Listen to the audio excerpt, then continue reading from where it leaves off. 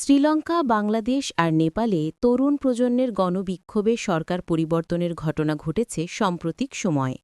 প্রতিবেশী দেশগুলোর এই অস্থিরতায় নড়েচড়ে বসেছে ভারত সরকারও।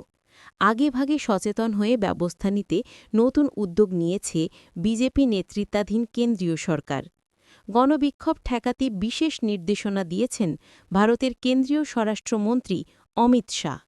গত জুলাইয়ে দিল্লিতে গোয়েন্দা সংস্থা নিরাপত্তা সম্মেলনে তিনি বলেন, ১৯৭৪ সালের পর দেশে যত বড় আন্দোলন হয়েছে তার কারণ ও অর্থায়নের উৎস খুঁজে দেখা জরুরি।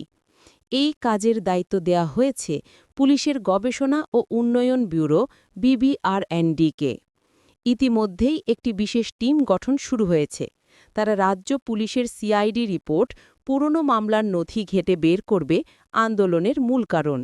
কারা এসব আন্দোলনের পেছনে ছিল, অর্থ কোথা থেকে এসেছে, সেই তথ্যের ভিত্তিতেই তৈরি হবে ভবিষ্যতের স্ট্যান্ডার্ড অপারেটিং প্রসিডিওর বা একটি মানসম্মত সুষ্ঠু প্রক্রিয়া। প্রতিটি আন্দোলনের অর্থের উৎস খুঁজতে সরকারি আর্থিক তদন্ত সংস্থাগুলোকে রিপোর্ট দিতে বলা হয়েছে। পাশাপাশি ধর্মীয় সমাবেশে ভিড় নিয়ন্ত্রণ, পদোদ্দোলন ঠেকানো এবং পাঞ্জাবে খালিস্তানি উগ্রবাদ দমনে নতুন কৌশল নিতে নির্দেশ দিয়েছেন অমিত শাহ।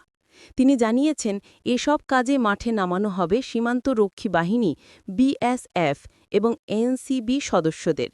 অন্যদিকে পাঞ্জাব পরিস্থিতি সামলাতে তৈরি হবে আলাদা একটি অভিজ্ঞ টিম।